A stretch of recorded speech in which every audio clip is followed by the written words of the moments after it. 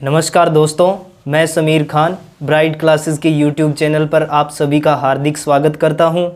तो दोस्तों, मैं आपके लिए साइंस की बहुत ही अच्छी वीडियो लेके आया हूं।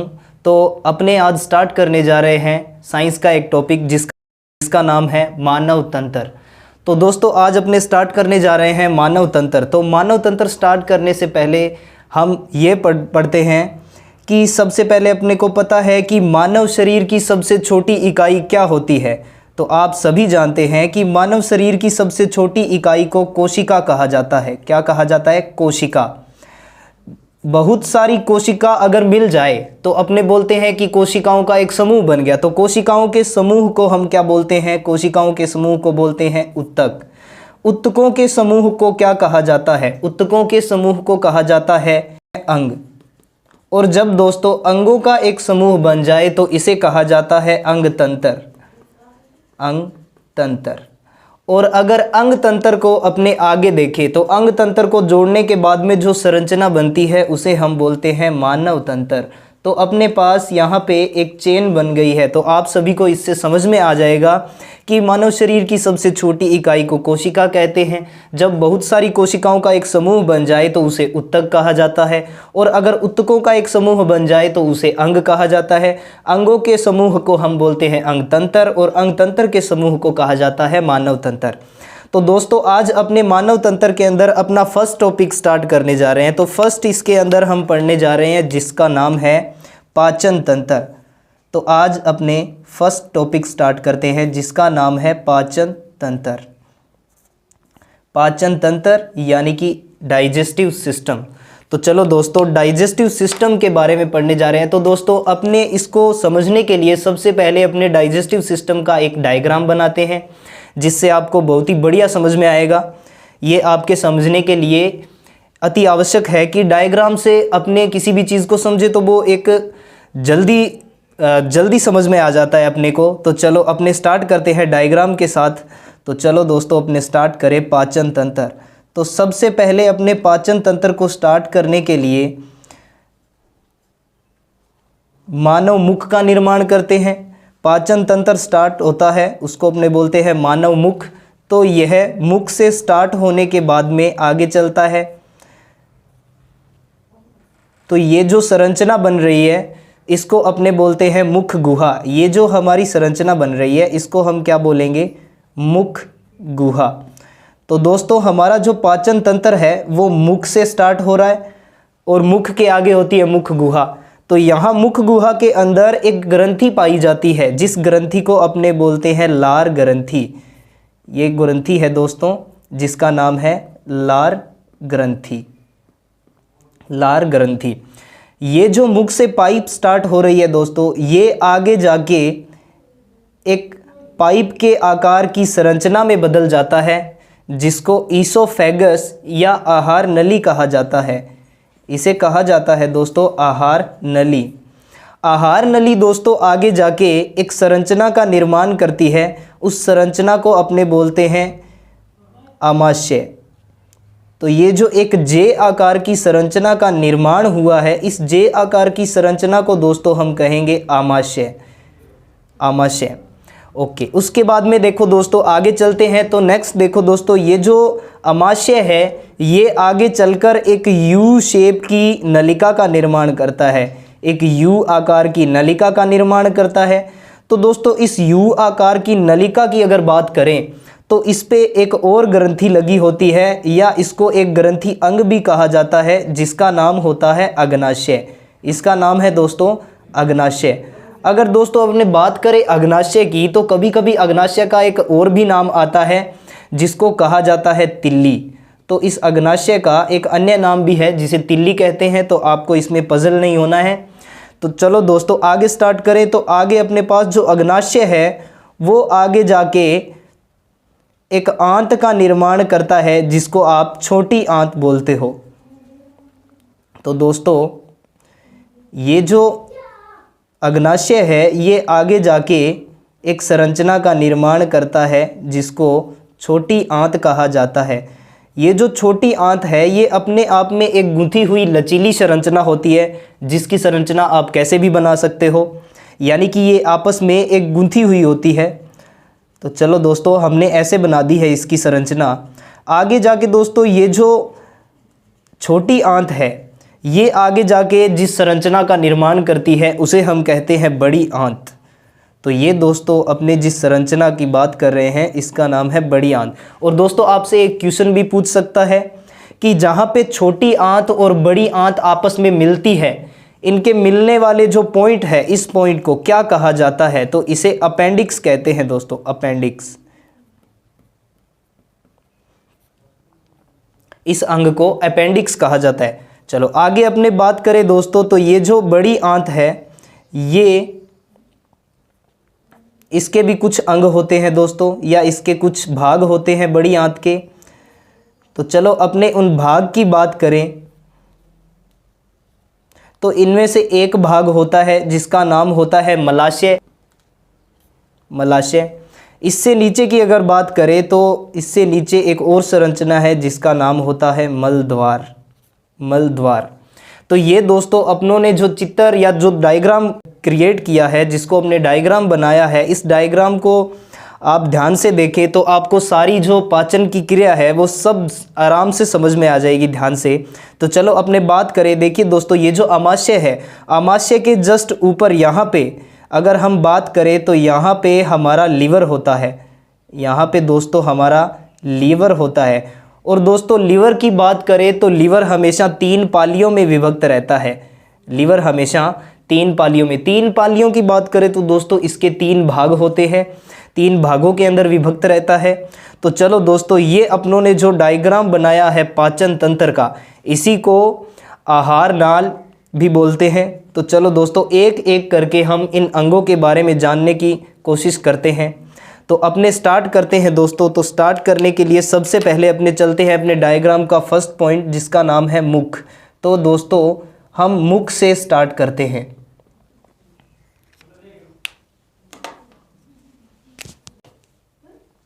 अगर मुख से स्टार्ट करें तो मुख के अंदर सबसे पहले पाचन क्रिया के अंदर भाग निभाने वाले बहुत सारे अंग हैं। जैसे कि सबसे पहले अपने बात करें कि मानव शरीर में मुख के अंदर सबसे पहले होठ किसकी भूमिका निभाते हैं? आप जब भी भोजन को पकड़ते हो तो किससे पकड़ते हो? होठों से पकड़ते हो। तो सबसे पहले भोजन को ग्रहण करने के लिए जिस अंग ने भूमिका निभाई है, होठ भोजन को पकड़ने का काम करते हैं। उसके बाद में अपने बात करें तो मुख के अंदर आगे आते हैं आपके दांत। तो सबसे पहले अपने बात करते हैं मनुष्य के दांत की। मनुष्य के दांत की। तो दोस्तों दांत की बात करें तो मुख के अंदर अपने जो दांत है वो कितने प्रकार के होते हैं? 4 प्रकार के होते हैं। दांत की प्रकार की बात करें दोस्तों तो ये कितने प्रकार के होते हैं? 4 प्रकार के होते हैं। नंबर फर्स्ट अपने पढ़े तो इन्हें बोलते हैं कृतक। नंबर सेकंड की बात करें तो इन्हें बोलते हैं रदनक। और नंबर थर्ड की बात करें तो इन्हें बोलते हैं अग्रच्वर्णक। और नंबर 4 की अगर बात करें तो 4 नंबर अपने पास है चवर्णक। तो ये दोस्तों अपनों ने 4 प्रकार के दांतों के बारे में पढ़ा। तो दांत हैं वो कितने प्रकार के होते हैं? 4 प्रकार के, जिनको बोलते हैं कृतक, रदनक, अग्रच्वर्णक और चवर्णक। अगर अपने बात करें कृतक की, तो कृतक है वो हमारे जबड़े के सबसे सामने वाले दांत होते हैं, जो संख्या में 4 ऊपर के जबड़े में और 4 नीचे के जबड़े में। तो अपने इसका दंत सूत्र हमेशा ऐसे लिखते हैं कि राइट में अगर अपने बात करें कि जो आपका दायां जबड़ा है, ऊपर वाला दायां जबड़ा, उसमें है 2 और नीचे वाला जो दायां जबड़ा है उसमें भी है 2। प्लस में अगर अपने बात करें रदनक की, तो रदनक बोलते हैं, मांसाहारी दांत भी बोलते हैं इन्हें। तो रदनक हमेशा क्या काम करते हैं? खाने को चीरने या फाड़ने का काम करते हैं दोस्तों, इसीलिए इन्हें मांसाहारी दांत भी कहते हैं। और अगर अपने बात करें मांसाहारी दांत क्यों कहते हैं, तो आपको पता होगा जितने भी मांसाहारी जीव हैं, जैसे कि शेर हो गया, लकड़बग्गा हो गया, तो इनके जो रदनक दांत होते हैं वो ज़्यादा विकसित होते हैं, इसीलिए इन्हें मांसाहारी दांत भी कहा जाता है। ये दोस्तों 2 ऊपर के जबड़े में और 2 नीचे के जबड़े में। और अगर हम दाएं और बाएं की बात करें तो एक दाएं जबड़े में और एक होता है बाएं जबड़े में। ठीक है। तो चलो दोस्तों उसके बाद में अपने बात करते हैं अग्रच्वर्णक की। तो अगर चवर्णक और चवर्णक इन दोनों का सेम सा ही काम होता है, भोजन को चबाना। तो अपने बात करें सबसे पहले अगर चवर्णक की, तो अगर चवर्णक की बात करें तो दाएं भाग में 2 होते हैं, बाएं भाग में भी 2 होते हैं, यानी कि अपने इसको भी लिख सकते हैं 2/2, यानी कि दाएं भाग में भी 2 है और बाएं भाग में भी 2 है। अगर अपने बात करें दोस्तों चवर्णक की, तो चवर्णक है वो हमारे सबसे एंड वाले दांत होते हैं, तो ये भी भोजन को चबाने का काम करते हैं। ओके, तो इसकी बात करें तो अपने जो दायां जबड़ा है उसके अंदर भी 3 है और बायां जबड़ा है उसके अंदर भी 3 है, तो अपने इसको लिख सकते हैं 3/3। तो देखो दोस्तों यहाँ पे अपने पास एक संख्या आ गई है, इसी संख्या को अपने क्या बोलते हैं, इसी संख्या को हम बोलते हैं दंत सूत्र। क्या बोलते हैं दोस्तों, दंत सूत्र कहा जाता है इसको। आपसे क्वेश्चन के अंदर ये भी पूछ सकता है कि निम्न में से कौन सा दंत सूत्र है, तो आपको वहाँ पे 4 ऑप्शन मिलते हैं और आपको चारों में से कोई एक सही करना पड़ता है। तो अपने दंत सूत्र की बात करें तो दोस्तों इसे दाएं और बाएं के हिसाब से लिखा जाता है, इसीलिए अपने इसको लिखते हैं 2/2 प्लस 1/1 प्लस 2/2 प्लस 3/3। और अगर हम टोटल दांतों की बात करें तो टोटल इनकी संख्या होती है दोस्तों 32 की बात करें तो 2 दाएं जबड़े में 2 बाएं जबड़े में, यानी कि टोटल ऊपर के जबड़े में हो गए 4, नीचे वाले में भी 4, तो टोटल कितने हो गए, टोटल हो गए 8। ओके, उसके बाद में हम बात करें रदनक की, तो रदनक में भी दोस्तों दाएं जबड़े में 1 और बाएं जबड़े में 1, तो इसीलिए अपने इसको बोलते हैं 2 ऊपर और 2 नीचे के जबड़े में, यानी कि इसकी टोटल संख्या हो गई दोस्तों 4। अगर हम बात करें अगर चवर्णक की, तो अगर चवर्णक भी दोस्तों दाएं में 2 और बाएं में भी 2, तो यानी कि ऊपर वाले जबड़े में 4, नीचे वाले जबड़े में भी 4, टोटल इसकी संख्या हो गई दोस्तों 8। उसके बाद में दोस्तों अपने बात करते हैं किसकी, चवर्णक की बात करें तो चवर्णक में भी यही होता है दोस्तों, 3 दाएं जबड़े में और 3 बाएं जबड़े में, यानी कि ऊपर वाले जबड़े में अगर देखें तो अपने 6 और नीचे वाले जबड़े में भी देखें तो 6, तो टोटल संख्या हो गई इसकी 12। और अगर आप इनका योग करते हो तो आपके पास टोटल 32 दांत आते हैं। तो ये दोस्तों अपने मुख की बात कर रहे हैं, तो मुख में सबसे पहले अपने पास आते हैं होठ, होठ के बाद में आते हैं अपने पास दांत। ओके, उसके बाद में अपने नेक्स्ट बात करें दांतों के बारे में, तो मनुष्य में दांतों की संरचना,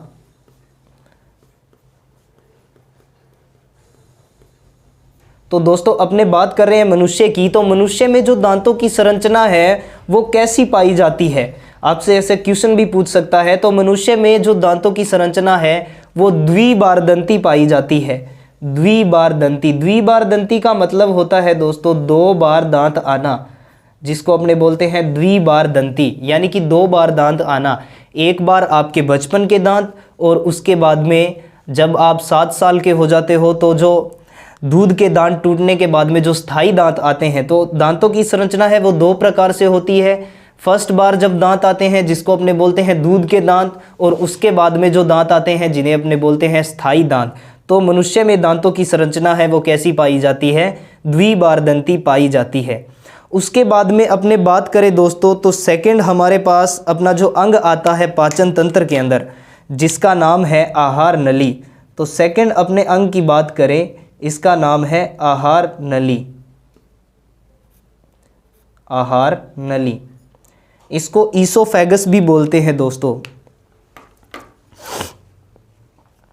तो दोस्तों अगर अपने बात करें ईसोफेगस की या आहार नली की, तो आहार नली का जो काम होता है वो होता है कि जब दांतों ने भोजन को चबाया और जो मुख के अंदर लार ग्रंथि है उसने भोजन के अंदर लार मिक्स किया, तो लार मिक्स करने के बाद में जो फूड पार्ट होता है जिसे अपने बोलते हैं बोलस, तो ये जो बोलस के रूप में जो भोजन का पार्ट है या भोजन का जो भाग है, ये जब आहार नली के अंदर आता है तो आहार नली इसको गति प्रदान करती है आमाशय तक जाने के लिए। यानी कि भोजन को मुख से आमाशय तक पहुंचने के लिए जो रास्ता मिलता है उसे अपने बोलते हैं आहार नली। तो जो आहार नली है दोस्तों, इसकी दीवारें चिकनी होती है। इसकी जो दीवारें होती हैं वो चिकनी होती है। तो ये दीवारें चिकनी होने के साथ ही भोजन को आगे पहुंचाने का काम करती है। तो दोस्तों ये जो आहार नली है ये भोजन को मुख से आंत तक या मुख से अपने बोले कि आमाशय तक पहुंचाने का काम करती है। चलो उसके बाद में अपन नेक्स्ट बात करें दोस्तों, तो आहार नाल के बाद में अपने पास जो अंग आता है जिसको बोलते हैं आमाशय। तो थर्ड अंग अपने पास आता है आमाशय। तो नंबर थर्ड अगर अपने बात करें तो इस अंग का नाम है आमाशय। आमाशय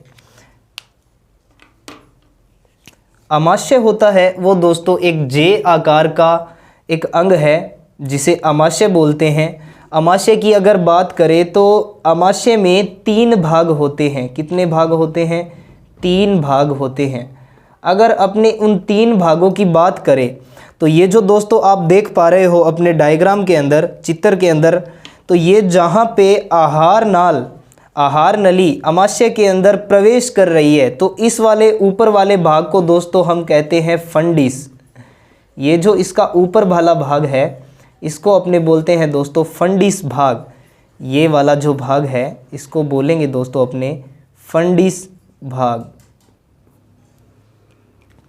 इसके बाद में दोस्तों अपने सेकंड नंबर बात करें तो नंबर सेकंड अपने पास जो आमाशय का मध्य वाला भाग है, इस मध्य वाले भाग को अपने बोलते हैं दोस्तों पाइलोरिक। पाइलोरिक। उसके बाद में अपने बात करें दोस्तों तो नंबर थर्ड अपने पास आता है जहाँ पे आमाशय खत्म होता है। तो जहाँ पे आमाशय खत्म होता है उसको अपने बोलते हैं जठर निर्गम भाग। जठर निर्गम भाग। जठर निर्गम भाग। ये जो दोस्तों इसके 3 भाग हैं, अगर इसकी अपने बात करें, चर्चा करें तो सबसे पहले आता है अपने पास फंडिस भाग। जैसे ही कोई फूड पार्ट ईसोफेगस या आहार नली से होता हुआ या ग्रास नली से होता हुआ आमाशय के अंदर प्रवेश करता है तो जो फंडिस भाग है वो ओपन हो जाता है, यानी कि खुल जाता है, उसके बाद में वापस बंद हो जाता है। तो ये जो फंडिस भाग है ये आमाशय को खुला या बंद करने का काम करता है। आमाशय को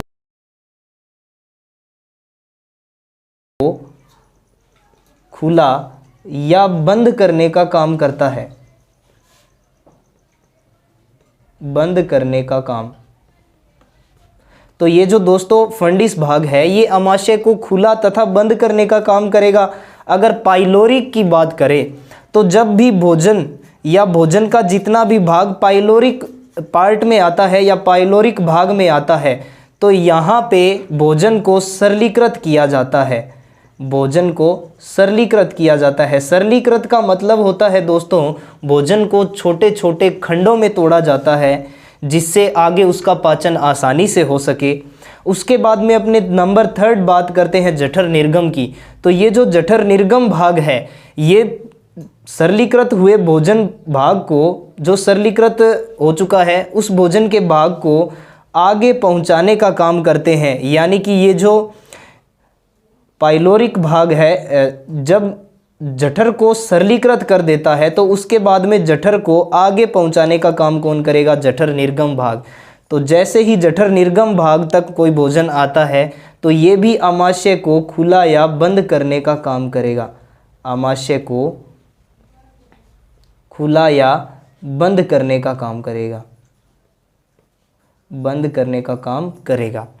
चलो इसके बाद में दोस्तों अपने बात करते हैं आमाशय के बारे में आगे।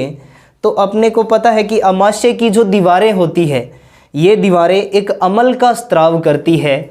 जैसे ही कोई भोजन का भाग आमाशय के अंदर एंटर होता है या आमाशय में प्रवेश होता है तो ये जो आमाशय की दीवारें हैं ये एक अम्ल का स्त्राव करती है जिसे HCl या हाइड्रोक्लोरिक अम्ल कहा जाता है।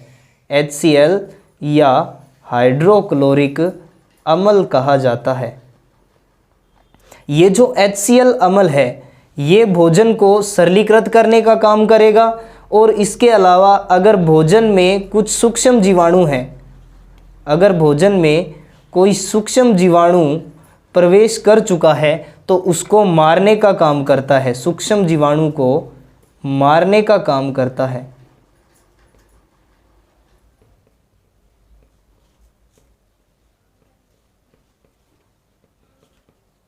ये दोस्तों अपने बात की अमाशय की। इसके बाद में दोस्तों आपसे क्वेश्चन पूछ सकता है कि अमाशय में एक टाइम पे या अमाशय में एक समय में कितना जठर रह सकता है। तो आप इसका जवाब क्या दोगे कि अमाशय में एक टाइम पे 1.5 से 3 लीटर तक जठर रह सकता है, यानी कि स्टोर्ड रह सकता है। तो एक समय में जितना जठर स्टोर्ड रह सकता है उसकी संख्या कितनी है? 1.5 से 3 लीटर तक।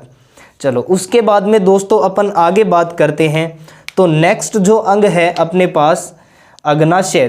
तो अग्नाशय है वो दोस्तों एक ग्रंथि अंग है जिसके बारे में अपने आगे चर्चा करते हैं। तो अभी अपने ग्रंथि अंगों के बारे में बाद में चर्चा करते हैं, लेकिन सबसे पहले अपने आहार नाल के अंदर या पाचन तंत्र के अंदर जितने भी अंग हैं उनके बारे में चर्चा कर लेते हैं। तो चलो दोस्तों, जो अपना आहार नाल है या पाचन तंत्र का जो सिस्टम है ये मुख से शुरू होता है। मुख से आता है आहार नली, उसके बाद में आमाशय, और आगे अपने बात करें तो आमाशय के बाद में जो यू शेप की नली है, ये यू शेप की नली आगे जाके किस में ओपन होती है? छोटी आंत के अंदर ओपन होती है या छोटी आंत के अंदर खुलती है। तो नेक्स्ट जो अपना अंग है उसको अपने बोलेंगे छोटी आंत। तो नेक्स्ट अपने 4 बात करते हैं। जो अपने पास अंग आया है उसका नाम है छोटी आंत। छोटी आंत। तो दोस्तों छोटी आंत के बारे में अगर अपने स्टार्ट करें तो सबसे पहली बात आती है कि सबसे अधिक भोजन का पाचन कहाँ होता है? तो सबसे अधिक भोजन का पाचन होता है छोटी आंत में। सबसे अधिक भोजन का पाचन, सबसे अधिक भोजन का पाचन, सबसे अधिक भोजन का पाचन। तो आपसे दोस्तों पूछ सकता है कि सबसे अधिक भोजन का पाचन कौन से अंग में होता है? तो छोटी आंत में होता है। चलो उसके बाद में नेक्स्ट अपने बात करें छोटी आंत के बारे में। तो छोटी आंत में जितने भी पोषक तत्व हैं, जैसे कि अपने बात करें वसा, विटामिन्स हो गए, वसा जितने भी विटामिन्स हैं, इसके अलावा कार्बोहाइड्रेट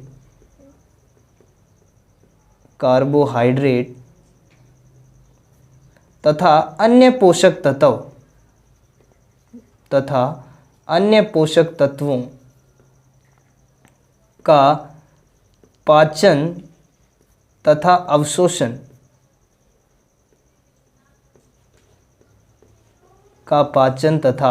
अवशोषण तो दोस्तों आपसे पूछ सकता है कि सबसे अधिक भोजन का पाचन तथा अवशोषण कहाँ पे होता है?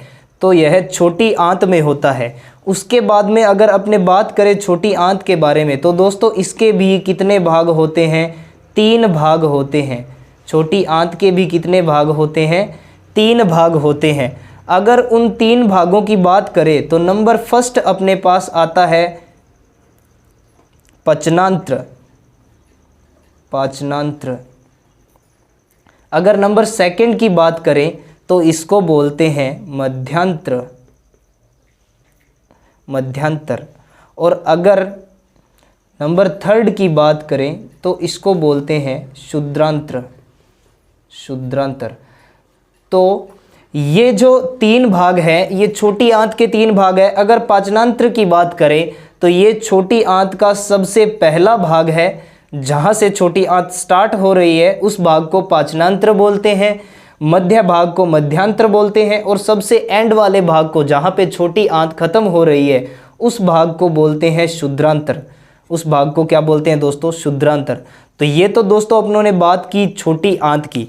इसके बाद में अपने आगे चलते हैं। तो नेक्स्ट अंग अपने पास है दोस्तों, तो नेक्स्ट अंग अपने पास है बड़ी आंत। बड़ी आंत या इसे वृहद शुद्रांत्र भी बोला जाता है। तो दोस्तों बड़ी आंत की अगर अपने बात करें, तो दोस्तों जितना भी भोजन का अपशिष्ट है, यानी कि जो भोजन पाचन हो चुका है, इसके अलावा जितना अपशिष्ट बचा हुआ है वो अपशिष्ट, और अगर अपने भोजन के भाग की बात करें तो भाग में से दोस्तों एक तो अपने पास आते हैं लवण, जितने भी लवण हैं। इसके अलावा दोस्तों अपने बोल सकते हैं जल। तो जितने भी लवण और जल है, तो लवण और जल का पाचन कहाँ होता है? इन दोनों का पाचन है वो बड़ी आंत के अंदर होता है। कहाँ होता है? बड़ी आंत के अंदर। तो आपसे पूछ सकता है कि लवण और जल का पाचन शरीर के कौन से भाग में होता है? तो लवण और जल का पाचन है वो शरीर की बड़ी आंत में होता है। उसके बाद में नेक्स्ट अपने बात करें दोस्तों, तो नेक्स्ट जितना भी भोजन का भाग पचित हो चुका है, उस पचित होने के बाद में जितना भी अपशिष्ट बचा है, ये जो अपशिष्ट बचा है, ये अपशिष्ट बड़ी आंत का ही एक भाग होता है जिसको बोलते हैं मलाशय। तो ये जो बचा अपशिष्ट है ये कहाँ जाएगा? मलाशय के अंदर। मलाशय के अंदर दोस्तों ये एकत्रित होता रहता है। मलाशय के अंदर दोस्तों ये एकत्रित होता रहता है। तो जैसे ही मलाशय भर जाएगा वैसे ही आपका जो मस्तिष्क है वो मलाशय को संदेश देगा कि आप इसको ओपन करो, या अपने बात करें कि मल द्वार को ओपन किया जाता है या मल द्वार से इसको बाहर निकाल दिया जाता है। मल द्वार से इसको बाहर निकाल दिया जाता है।